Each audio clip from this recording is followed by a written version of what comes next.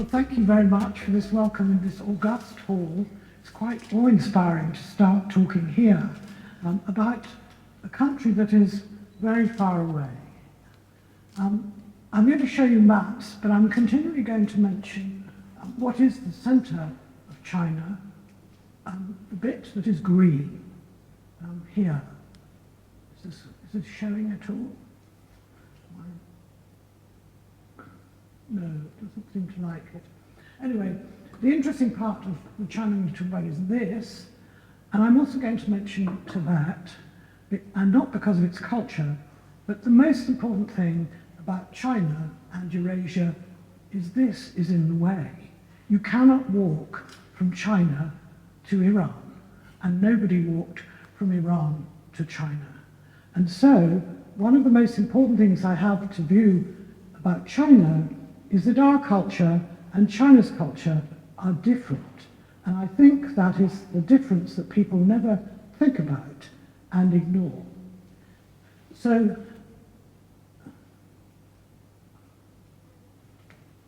I'm going to talk about tombs because my publisher said, right, talk about it. But actually, in all cultures, tombs are extremely helpful in providing the objects of life and death. If you excavate a settlement, you find fragments, masses of potsherds, but not necessarily whole objects. If you excavate a big tomb, you may find whole objects. And the key feature about China is because of their belief about the family, the ancestors, and life after death, there are far more objects in China's tombs than anywhere else in the world. And that is why their culture that we see in museums is so rich. But I'm going to say, as I look at this, that actually looking at individual objects is a Western idea and is not how China should be seen. But we'll come to that in a minute. I show you, this is a tomb of the 12th, 13th century. It's one of the first big tombs that Chinese stumbled upon. It's at Anyang. And this tradition of very deep, large tombs went on to the 19th or even early 20th century. It is the only culture in the world that has a continuous history from actually the Neolithic, at least 3000 BC, down to the 19th century, of enormous tombs. I'm going to explain why they're enormous. We couldn't build this tomb. Oh, it's working now. You couldn't, this is 14 to 15 meters down. We can build up, but we cannot build down. If we try to dig that tomb, it will collapse in, and the whole health and safety department will be over to tell us that we're slaughtering the junior people who are excavating the tomb. It can't be done. So I've explained geologically why it's possible, and it's the possibility that made this big tomb system start. But the other thing is the belief about the afterlife. And perhaps we will see that. Well, perhaps I need to, oh, here we are. These come out of one of those big tombs. This is of the same period as that big tomb. And this is a set of banqueting vessels of the 13th century BC. And you don't just get one, you need the complete set. And one of the things we make a mistake about in the West is we think individual things tell us about individual art. But actually in China, what matters is the banqueting for the afterlife. And these vessels are made of cast bronze, so this is a fortune in metal, particularly copper mixed with tin, and they've been cast by an extremely complicated method, which I'm not going to explain, but it is in fact one of the most complicated and cleverest systems of casting bronze in the world, and it's not duplicated anywhere else. So these are for food, and all the rest is for alcohol, beer-like alcohol. And they're used in life to make offerings. In the West, we sometimes call them sacrifices, but they're not. They're ceremonial banquets for the ancestors, and they're also buried in tombs so that the dead can continue to make those same offerings to their ancestors. And though we sometimes wonder what this means, I assure you this practice is still continuing today, as those who are Chinese will know. we've just had the grave sweeping ceremony, and when someone dies, the family will continue to, at different levels, to make offerings to ensure that they are well served in the afterlife. So the two things you need to think about are the tombs in which the provisions for the afterlife are placed, and the continuing offerings that continue throughout, if I was Chinese, throughout my life to my ancestors. Now, this is a religion that goes back to the Neolithic and is still practiced today, and one of the enormous problems for a Westerner is to believe or understand that it happens at all. And one reason it is very difficult for a Westerner to know is that you have to see it as a totally private family or clan-based religion. It is not part of a community of mixed families. So this will come up when I look at Tibet in greater detail. So this is a tomb of that dynasty, the Shang dynasty, and here is a fortune in bronze vessels buried there, so that this lady, it's a woman's tomb, can continue to make offerings to her ancestors while after death. Now, this is not what we do, and let me show you. This is a banquet in the West, in Frankfurt, in 1764, for the prince from Austria, who was made king of the Romans and who will become the Emperor Joseph II in due course. So what we do with our banqueting vessels is we put them on the wall. And anybody who's had dinner in a large Oxford College or Cambridge College at a big annual feast will see these gold dishes on the wall. And I've always wondered why bother to put them on the wall, but it obviously goes back to this period or earlier, and what they're doing is showing the wealth of the owner, as this is. But here, the audiences are different. This is an audience which is both the audience of the living, of the family, and the audience of the dead, of the family. And we have to stick with the idea that this offering to the ancestors and concern with tombs is a totally family-based, clan-based. It can be an enormous family, but clan-based enterprise. This is public, and we do public display, and that's, I'm not going to discuss in detail the revealed religions, but all the revealed religions are public. So, let me see if I can go on. I'm now just going to pick out one tomb that I'm particularly interested in, and particularly demonstrates that the tomb is for the afterlife. It is not for a funeral. It is to continue to provide the dead. This is the Marquis Yi of 𝗘𝘃𝗲𝘁, is in central China, in Hubei province, at the famous city of Wuhan, or near north of Wuhan. So all of you must know the famous city of Wuhan by now, central to the COVID question. And this is one of the biggest works of art ever excavated. It's a set of 65 bells, all of them tuned to a chromatic scale. And nobody in the West made tuned bells till the 17th century AD. This is dated to 433 BC. It has 65 bells, and they're all inscribed with the notes, the names of the notes, etc. I mean, it's a complicated instrument. It's never ever shown abroad. It is one of the greatest works of art in China. Certainly nothing to match it in any other culture at all, because there are 3 or 4 enormous skills involved. There is the skill of casting bronze. Those large bells are about this high, the large ones are this high. These are wielded by a man to hit these bells. This is for the lower bells. Hitting the mallets for the smaller bells are for hitting from behind, and they've made a replica and they can play music on it, and it's in fact tuned to a pentatonic scale, so only to the black notes, but they have all the bells which you can play a chromatic scale, and nobody made the key thing also is their oval. So this man, whose tomb looks like this, is a great big house for him, life after death.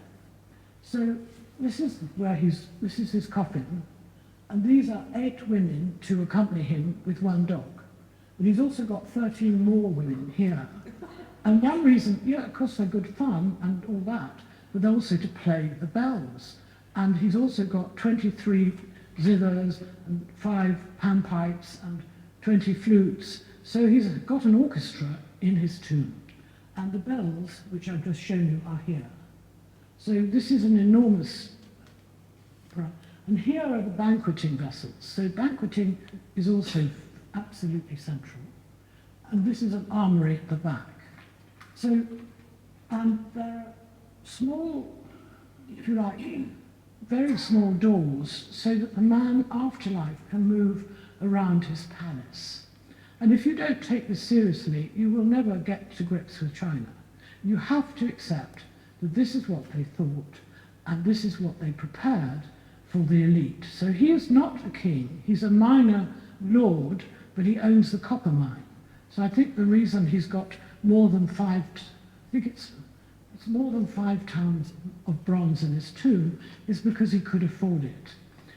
China has its resources very badly distributed. So the copper is on the Yangtze River, but the dynasty cities are on the Yellow River. So there's a slight problem, and later on I'll show you why.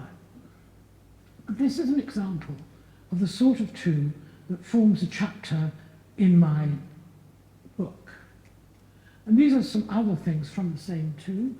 This is the inner coffin, and here is another aspect of Chinese life you need to try to get your minds around. This is a door, and the door would open after death for the Marquis to come out and have a good time in his tomb. And this is a window. He's also got strange creatures defending him from evil spirits, and many snakes doing the same. So there's a great big lacquer coffin, wooden coffin lacquered. He has some of them, I don't know, you can't see here, but you have some of the most exotic banqueting vessels in China, and he obviously could afford anything he wanted. And this is a mystical figure, a crane with antlers, and it probably is to carry him after life through the skies. But it must have been moved around because it's got these little rings. So one thing I'm not really emphasizing, but we all do, is when we come into a room like this, the shape, the size, the material tells us something about John Rylands, it tells us something about Manchester, it tells us something about the China Centre perhaps. Everything we make tells us something about the intentions of the people who made it and the people who used it.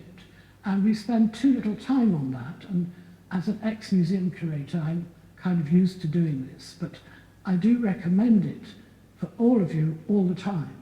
Look at the chairs, think about why they're like that.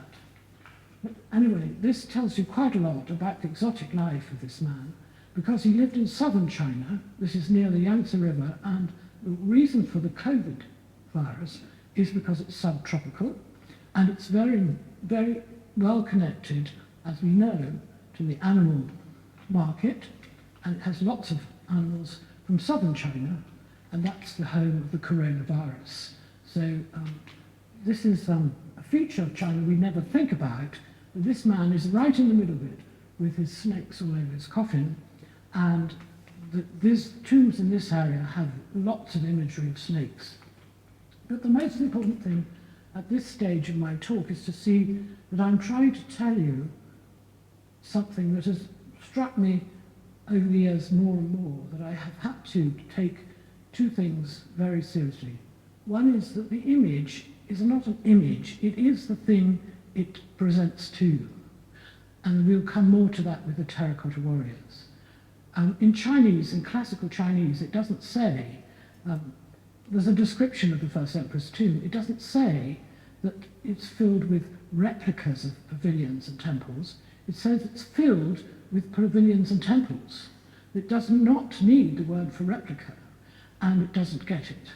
And to some extent, they use the word for analogue.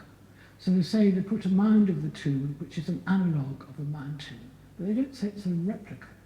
So these are not replicas or images, they are the thing that you see. And there are plenty of stories of later periods which show that if a man walks along a road at night and he's travelling in a long distance and he sees an inn, he stops and lies on a pillow and he enters the pillow through a hole and he meets an extraordinary world where people are fighting and he joins the fight and helps one side win. The next day when he leaves the inn, he meets the people who wanted to greet him at the nearby town, and they say, "Why are you so late?" And he said, well, I got held up, and anyway, I stayed at the local inn." And they said, "There's no inn." "Oh, no inn?" "No." So they go back and they find a cemetery, they open a tomb, and they find a lot of pottery soldiers that have been decapitating each other. In other words, these contents of the tomb exist both as the contents of the tomb and as part of the universe of the afterlife. And this is absolutely an essential part of China, which we spend no time thinking about because we don't recognize it. But I assure you, it is key. And it continues. This is a much later tomb. I'm taking a little detour to say why food and offerings of food are so important. This is a 10th, 11th century AD tomb in North China. And you can have a picture with servants, or you can have the real porcelains. Both serve the same function. They provide food for the man living in the tomb. And the picture of the crane brings good fortune, just as the women bring tea. So this is a very important feature of China, that the image is as effective as what it depicts. And China does not do bad news, because if you put up pictures that are bad, people being decapitated, war, this will bring on war and decapitation. They don't do that. And so in China, if you go into a restaurant, much more than here, you'll see pictures that are beautiful and beneficial, like lotuses and peonies and cranes and dragons that bring good fortune. They will not put up pictures of things that do not bring good fortune. So the image is associated with the consequences in a way that we in the West find difficult to understand. And it's taken me my whole life to get anywhere near it. But I just have a quick statement about why food is so important. It is because China lives in a different climate zone, and again, we pay almost no attention to this. We live in this one. It rains in winter, as we know too well. We grind our wheat and barley, and we make bread. Over here, we don't. This is the Pacific monsoon, and it's summer rain, and you grow rice and millet. And they don't grind it, they make different kinds of boiled grain or steamed grain, but not ground grains. So these are two completely different food departments, and just notice where Tibet is in that. It isn't. So we're looking at two different worlds that are separated by Tibet, and for very good climatic and altitude reasons. And because of the boiling, all Chinese food is hot. Whenever I've offered my nice Chinese students salads in the garden, they say, no, we won't eat in the garden, and we don't eat salads. End of discussion. All right. And Professor, what are you going to do instead? So we have to have lunch indoors, and it has to be hot. So this is a very firm line, which they have taught me about strongly. I know some of you are grinning. I think you perhaps realize that salads are not that popular. And eating in the garden has a problem for people brought up in Shanghai because they don't like the insects. In Shanghai, I mean, North Oxford doesn't have bad insects, but Shanghai does. So this is absolutely underlying feature, and this is wheat and this is rice. And they're two completely different crops. They are domesticated quite separately, and they're treated quite separately. And in case you think that food doesn't last, these have been going, this is an 8,000 BC development, this is a sort of 6,000 to 5,000 BC development, and they're still going strong. There's no change. I mean, we make different bread, they make different kinds of rice, but so this is why food is offered, because Food is a major feature of Chinese life. I know to my cost. Every time I've tried to visit museums, they say, no, no, no, Professor Rawson, I'm very sorry, but you must have lunch with the head of the museum and the local chief of the county and so on. Otherwise, you can't see the museum. All right, lunch. Lunch lasts 2.5 hours. The museum lasts half an hour. That's the So, this is where we come to the serious difference, as I see it, between East and Western Eurasia.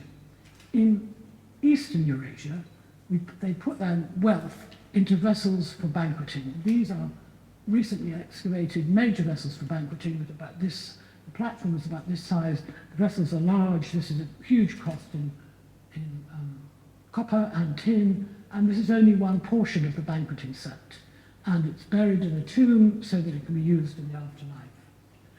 This is an Egyptian god, Amon, with the emperor, the pharaoh 𝗘𝘃𝗃𝗲 just there between his knees.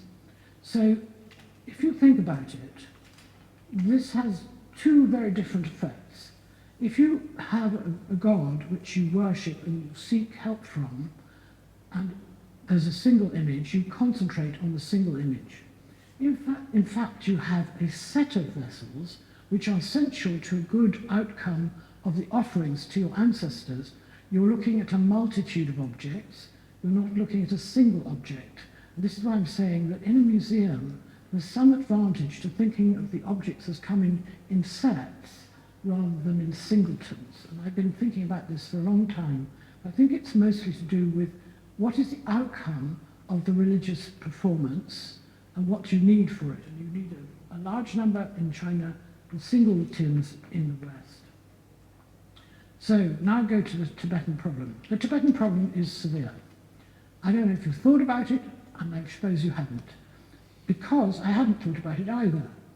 But there is absolutely no question you cannot walk across Tibet. So you can only walk if A, you are accustomed to the altitude, and B, you have the food facilities you need to eat in Tibet. And until barley, which was domesticated here in the West, came to Tibet, there was no grains growing in Tibet, and it doesn't grow in the highland. I mean, we're talking about altitudes of about 5,000 meters. That's high, and it means you have to adapt. I've been simply to the northern edge of Tibet, in 𝗘𝘃𝗃𝗁 now, and at 2,500 meters, I'm starting to feel pretty dizzy.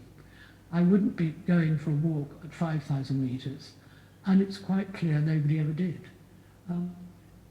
And you also have to think of that what we call civilization, eating grains, domesticating animals, writing and so on, is like an illness, it's contagious.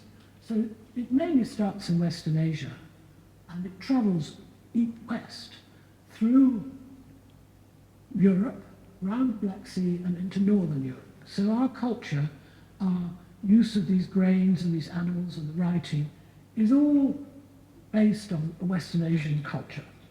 I mean, obviously there are many modifications, and Europe is deliberately broken into bits and has different emphases and so on. But what they all have too is what I would call a revealed religion. They're relatively late by Chinese standards, but all of the religions, Christianity, Judaism, and Islam are related. They're not completely lacking in understanding of each other. They're all connected. One that isn't is Buddhism, and Buddhism is the only one that actually makes the journey through deserts. You can't travel across Tibet. So, a very fundamental thing about this separation is that Chinese culture is totally independent initially, and to a large extent is still independent. So they didn't have metalwork, they didn't have domesticated sheep and goats. Those are all taking place in Western Asia, and it's going to take, they start around 8,000 BC, they get ahead of the game, but they don't set off until nearer 4,000 across either the inner Asian corridor. You can go up the lowlands of mountains because there's a lot of water, or you can try to cross the oases and deserts, and you've got a good line across the steppe. And there is certainly a west to east transit because people move into the western steppe first and then they move. But they only reach China I don't know why. Oh yes, it does work a bit, but you probably can't see it. They only reach China, metal only reaches China around 2500 BC, but it's been used in Western Asia from no later than 6000 BC. So there's an imbalance going on, and China has meanwhile filled up that imbalance. Here's Tibet. This is what it looks like. This is what it looks like from outside. On the left, you see Tibet from the outside, in fact, from near Chengdu, from Sichuan province. That's the edge of Sichuan province. It goes up like this, like a wall. This is what it looks like when you're over it. I've never been over it because actually you don't fly over Tibet. I mean, the aeroplanes don't have permission to fly over Tibet, but I suspect people don't want to fly over Tibet. Coming down over Tibet, not a good idea. You know, if you're going to have to come down, better come down in a steppe. So in fact, all of the planes I've taken going east have been over Russia. Now, I think at the moment that's not even possible at the moment, but then the other route is over Saudi Arabia and things. I just wanted to point out that there are two completely different writing systems that are absolutely fundamental. This is cuneiform on the left, which becomes alphabetic with Phoenician type script, and this is Chinese. And you can still read, this is written around 1000 BC or a bit later, and you can still read it. There's the character for king. It looks just the same today. So China has this extraordinary effect of using a script that remains current from the moment they use it, which is 1200 BC down to now. Anybody who spent, I mean, I don't spend much time on this, but even if you spend a little time, you'll recognize some of these characters. I'm sure you do immediately. So the fact that this is a very elaborate inscription about a set of kings and families who lived through generations next to kings is amazingly easy to read. This one, in cuneiform, we have no way of reading, and even if it was written out in alphabetic script, because it's a different language, we would have to get a dictionary to try and work it out. We couldn't begin to read it. So these are two very important differences between East and West, and the one reason for China's sense of unity is the script. And here is, again, the deity difference. This is the set of vessels for use for offerings to the ancestors, and here is a figure of Zeus, or Poseidon, found in the sea. One danger for the bronze is it gets melted down very quickly. If someone finds a lot of bronze, quickly they melt it down. So actually, this chap was buried in water, so he survived. And this difference goes on. So here we have some marks, and here we have the same vessel things, but we could have the same sets of porcelains that I showed you before. And there would still be the set of vessels for offering, not a single vessel, a set. And we have the different deities related to the Christian church. So this is, to me, the most important difference between the West and China, and the most important difference is due to Tibet. And the fact that there hasn't been this seeping directly between China and Iran and India has meant that we have gone in very different directions. And I think that enriches the world, but I don't think either side really completely realizes it. But if you thought about it, there's wonderful gold in the West, and this is jade. And this is one of the most important, if you like, signals that there is a difference. And it goes not from deities, but it comes into material objects. And it has a profound geological background. This is another feature that has a profound geological background. This is Persepolis in Iran, and this is part of the Summer Palace. And the difference is that's built of stone, and this is on earthen platforms built of wood. And that is another profound difference. We're going to look at that now in some detail. And it's quite fancy wood, but it's very clever. When I come to the end, I'll explain a bit more. It can be made in a workshop, all of it, all the bits can be made in a workshop, go by lorry to the Forbidden City and put it up. And you don't need to build it on site, whereas this has to be built on site. Now, the geology that I think is so important. And this is the bit that staggered me, was to discover how significant the Loess Plateau is on the left. That is sand, or very, very fine dust, that is blown from the big mountains of Tibet, the Altai-Siam, and the Gobi. And it's blown over hundreds of thousands of years and even millions of years. And over in the extreme west, it's 300 meters deep. So you can't dig through it. But the consequence is there is no stone, or there's very little stone visible. And it's being, though the area is white, it's being swept across the whole of that white patch, the North China Plain. It's everywhere. And the whole of the area is covered in certainly meters, if not some 20, 30, 50, 100 meters of silt.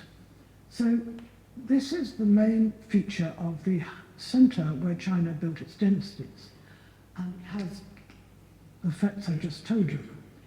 You cannot find gold there, because if it is there, it's down underneath and nobody thought of looking. Instead, they already had jade here.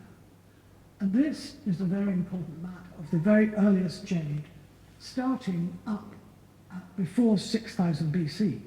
So as the West is looking for metal ores, they are looking for luminous stones. And they find them not in the center of China, but on the edge of the eastern side of Russia, Japan, and so on. And I don't know that I shall mention it in great detail, but it's worth looking at Taiwan just briefly. Why is Taiwan important? It's the key feature in what is called the inner island chain. And it's got nothing to do with democracy or with split away provinces. That's not why it's important.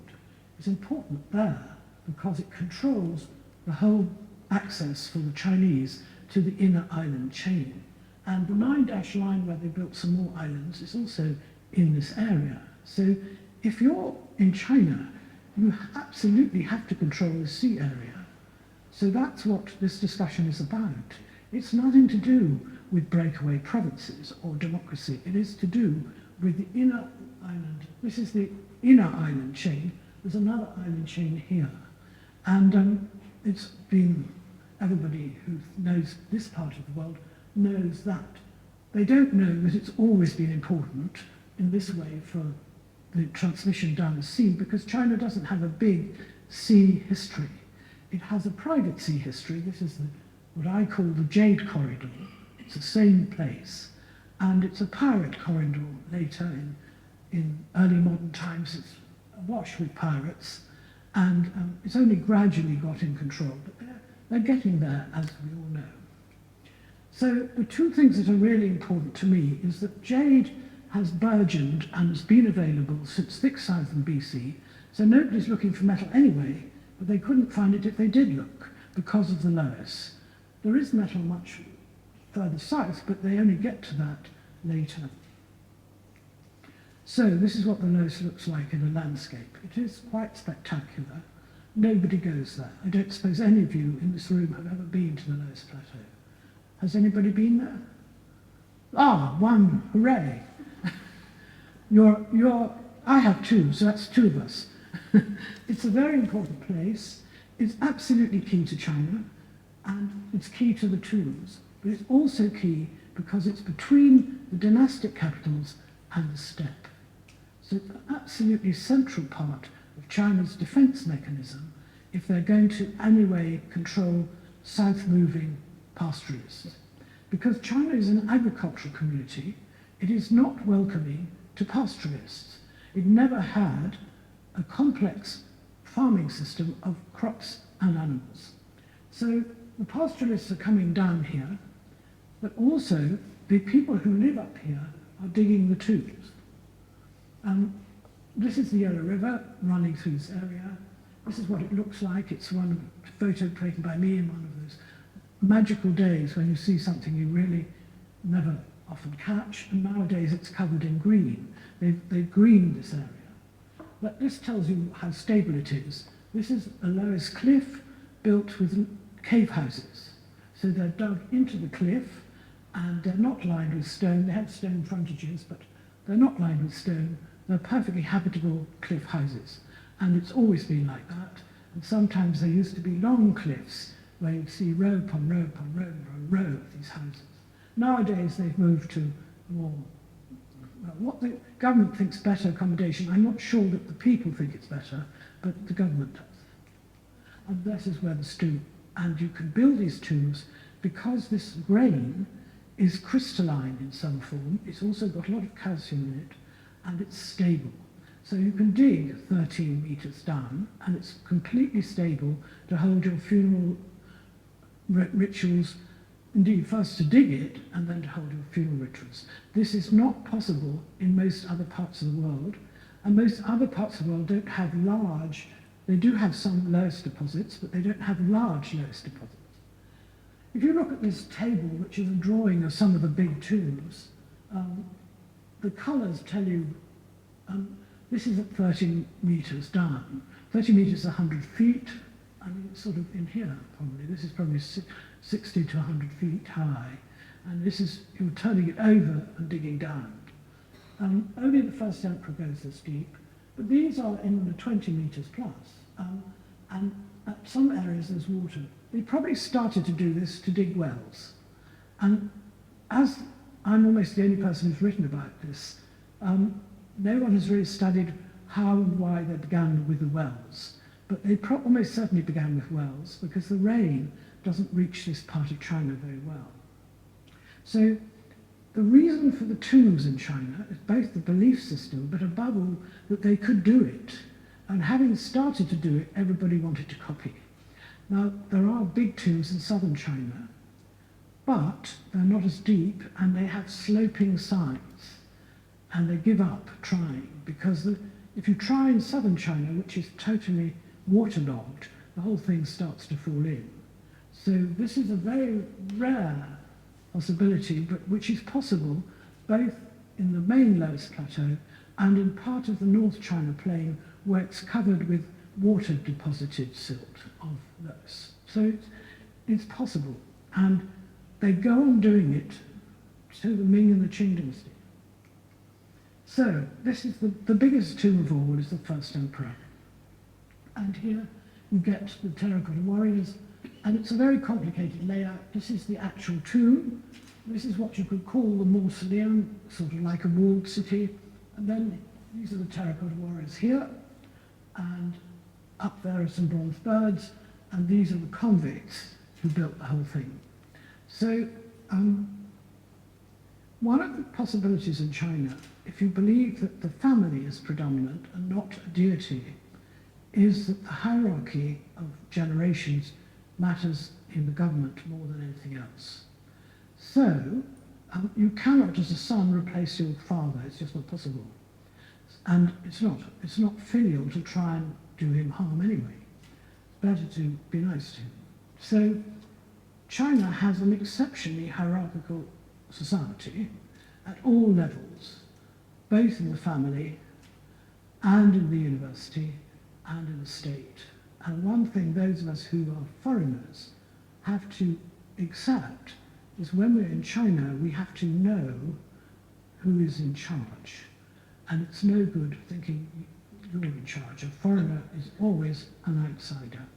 So that this is something, again, that Western politicians, Western bureaucrats have no idea how to manage.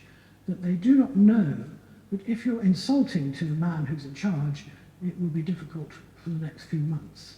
That is what happens.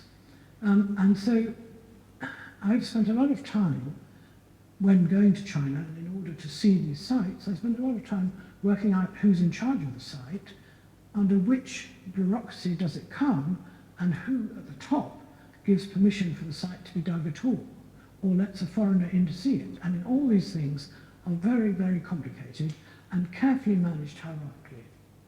So the first emperor ran a very complicated hierarchy. That is clear. What is also clear is that he had a blueprint. Someone decided how to do this, and then they carried it out. And we'll think a bit more about that. But the most amazing, I think, feature of China, quite apart from it being different from us, is that they can make a blueprint, they can decide how to organize it, and they can carry it out. And if you've seen the fast railways in China, you'll know that they can do it today as they did it then. These figures are all the same height. There are more than 7,000 of them. How did they decide on the height? How did they create teams to make them? How did they make sure that the teams carried them out and didn't go AWOL and do funny waving arm figures? I mean, there's a lot of questions to ask about this, and it's definitely going on today. So the one thing that China has way ahead of any Western country is the ability to decide on a scheme and to bring together teams of people and carry it out. It's quite astonishing. This is the biggest tomb there is in China.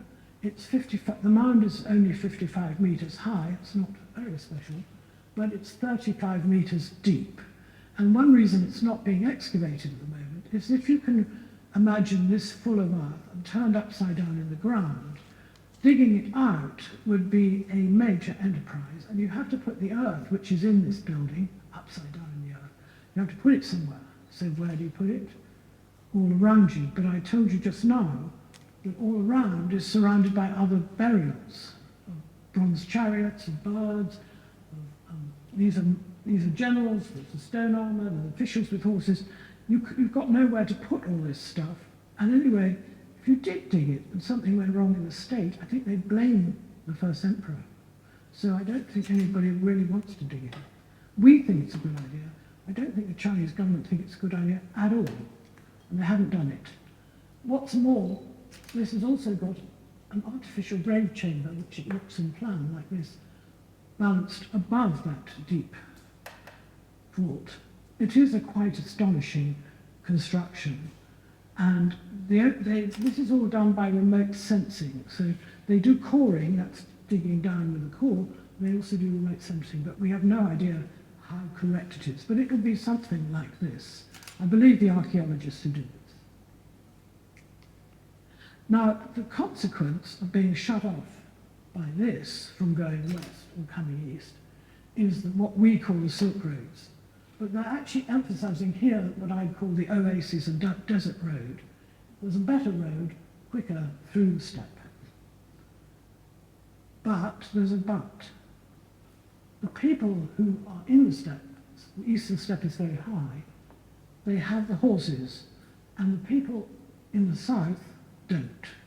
So the armies need the horses, but they have to get them from the enemy. So this is the horse land. This is Mongolia, and the best horses come from Mongolia. I still do.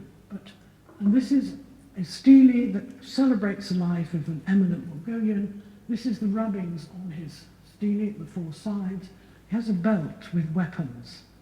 These guys are quite different. They're not running a hierarchy growing grain. They're riding horses and herding enormous herds. And they actually love their horses, and this is a ceremonial burial ground for horses. So we have now the three, what I'd call the three main zones. This is China with its writing, its offerings to the ancestors, and its wooden buildings. Over here we have the deities, we have the cuneiform it's in fact syllabic script, not alphabetical, and stone buildings. Those are defining features. And in between, we have a third group. And it's the third group nobody pays attention to because they're always called barbarians. Chinese call them barbarians, the Romans call them barbarians, we call them barbarians. Mistake. Those people are the strongest. These people have defeated everybody on both sides. They have ruled, they've destroyed the Roman Empire. We are the descendants of those people. And here, they've destroyed the borders, and they've invaded and ruled China half a dozen times down to the 19th century. So they're not barbarians, they're just a different and third civilization with quite different practices. They live, and the basic wealth is herds. The herds of sheep, herds of oxen, and herds of horses, and they're very, very powerful. So, and they have gold. So up here, where this are the mines of the gold, the mines that we always need, They're in the Altai Mountains, which is Mongolian for gold. So here are the horses as the Chinese saw them. They have no choice.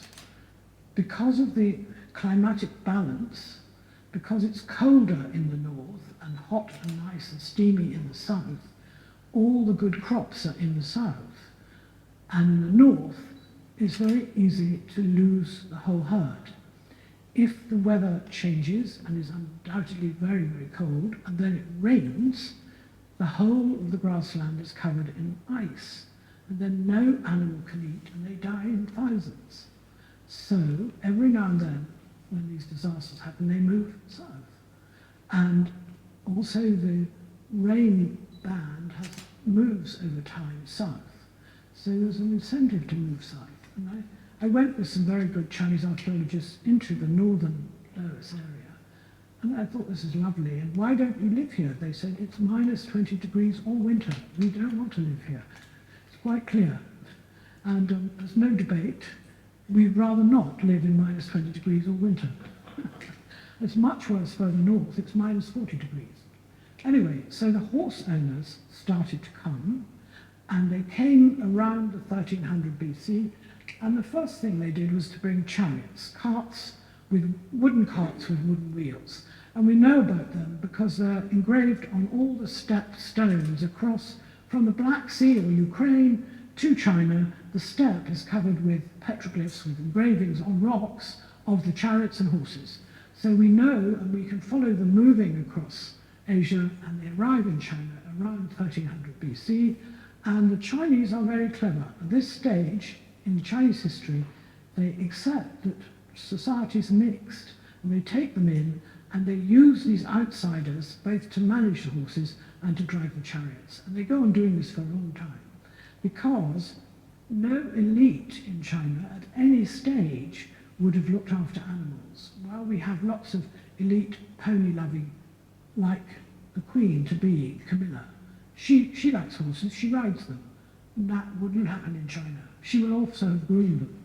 So they don't have horse riders and horse managers unless they come from outside. Anyway, that's what they do with the chariots. They keep them, they get them, they bury them because they're high status symbols, they're needed in the afterlife, but they need outsiders. And actually horses become sort of mythical, like this lovely bronze image, because they're sort of, they don't know about them. The people who commission these bronze images, who know about wonderful objects, don't know why the horses are so spectacular and why they have to come from so far away. So at this stage, this is sort of late Roman period, but in China, the horses come from Iran and from the 𝗱𝗃𝗀 Valley, which is in Kyrgyzstan, Kazakhstan, Kyrgyzstan, I think. Tajikistan, not Kazakhstan. So horses need a completely different climate. China is basically too humid, and a lot of it much too hot. None of this suits the horses, and it slightly lacks the nutrition that horses need. So horses bred in China have never been very successful. And the consequence is that those who are going to be successful have to have foreign horses. Now, this is the first emperor's horse in his army, it's clay, but it's got an S-shaped horse bit, cheek piece, and it's got a saddle with long strands hanging down. And that's exactly like the saddle and the horse bit on the left, which is in Kazakhstan, buried in a tomb of about the same date. So it is pretty clear, and this again I've tackled in my book, is pretty clear that the neighbours to the west of the 𝗘𝗃 state are from Kazakhstan, and the steppe people anyway communicate with each other all the time.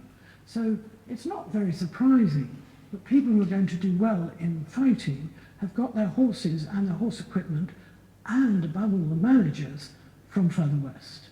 So China has its moments when it really understands the politics, the geopolitics of winning the war. And the geopolitics in this case means you get your horses from Kazakhstan. So the horse story also turns up in my book, and has been one of my major research interests, because horses have to be brought into China again and again and again, right down. And the reasons for the Manchus in the Qing dynasty being so successful is they are northerners. They're not central Chinese, they're northeasterners. They ride horses, they win battles on horseback. They and very few other emperors of China rode. Riding to war is what the Qing emperors did. So these are the steppe people, and you can see, you must look at their shoes. The shoes are all important. If you're riding a horse, you need to have soft boots. You can't have sharp boots. And here, this is on the edge of Iran, this is in Kazakhstan, and here is the horse rider from the first emperor. He's got soft boots made of some leather sewn up the middle. He's also a rider, and he has soft leggings because he's going to ride. So you can see, not only does the first emperor have his horses from Kazakhstan, he also employs people who ride properly. This is a man in the same sort of riding equipment, short tunic, leggings, soft boots. So this is a revelation which you only see, and this is why I value archaeology and I value museums, looking at things. It's only if you look at the things you see who's doing the fighting. If you read the texts only, they just say the brutal generals were brutal. There's plenty of that. I'm sure the generals were brutal, but they couldn't have done it without the guys who could ride the horses. So, if I say the whole of the military operation actually depended on good relations with the borderland, even though you're going to fight them, you've got to put up with them ruling you some of the time, because you're going to need them. Today, the same area is very important, because this is Mongolia, but if you were here in northern China, you'd be in the Loess Plateau again, and there ain't no oil, and there is no copper. There is this copper, this is in the Gobi Desert in Mongolia. This copper does in fact run under China, but it runs under mountains 5,000 feet high. So not only do you have to go underground 7,000 meters, you also have the whole mountain in the way. So that the copper that you want is in Mongolia, and the oil that they want is in Siberia. So there's a quite simple reason why Xi Jinping went to Moscow. It is because the Ukraine battle is going in his favor. While Putin needs Chinese help, China can have cheap oil. So we are quite naive in thinking that Xi will actually try to solve the crisis. He just wants Putin doing what she needs, and he needs the oil. And then the final thing I mentioned again about the terracotta warriors is that the thing that is really, I mean, I'm much less worried about China as a military muscle man than I am about its extraordinary capacity to make things. China has a quite miraculous approach to making things. They do, if it needs a lot of time and a lot of care, they'll give it a time and a lot of care. I once went to, one of my kind archaeological friends took me to a factory making imitation Ming furniture. So we went and looked at it, and I looked at it and I felt it, and it's strangely smooth and silky. So why is Ming furniture replicas so smooth and silky? They produced the sandpapers that they used. They had 20 different sandpapers, and they used all of them, one after the other, on the wood. We would never do anything like that. We'd be lucky if a workshop used 2 or 3. They used 20. So the level of tactile beauty that the Chinese go for is quite outside our ability to produce. So jade, silk, Ming furniture, all is incredibly tactilely beautiful. So they have a sense about it that we don't have. But also they have a blueprint style. So this set of soldiers it's not a piece of inspiration. It's not an individual saying, I'm going to make the greatest army in the world. It is simply someone has decided that the emperor needs an army to defend him in the afterlife. Why? Because his own live armies have slaughtered the armies of 6 other states. There's a lot of armies out there dead who are waiting for you to arrive on the other side to fight. He needs all these to fight. You can't kill a whole army. but you can certainly make one. And he made one, and he fitted it with real weapons. They are of bronze. So they're real swords, real crossbows, real crossbow locks. So the excavation of this is terrific. And someone had the plan. But we know from examining the warriors that they were built by teams. And they're built in a very complicated and clever way. These are drawings showing that different grades, they knew what each level of warrior needed to look like. So, I mean, this is an amazing sort of piece of understanding that they wrote down and said, now we make 250 of these, we need 500 of these, we need 20 of the generals, etc. But then they used the same hand mould for the hands for everybody, but they didn't include the thumb. So they made separate thumbs and bent them so that they could give the different hands to the different people. And they could do the same with other crafts. This is a lacquer, this is iron. I'll skip that. So you're all familiar with Chinese porcelain, and it's made in the same way, that there's large teams making different kinds of porcelain, firing them, and then selling them in huge numbers to the West. So this is the book, which will come out in July, and this is one of the northwestern tombs where the people are not Chinese, really. They're buried in catacombs.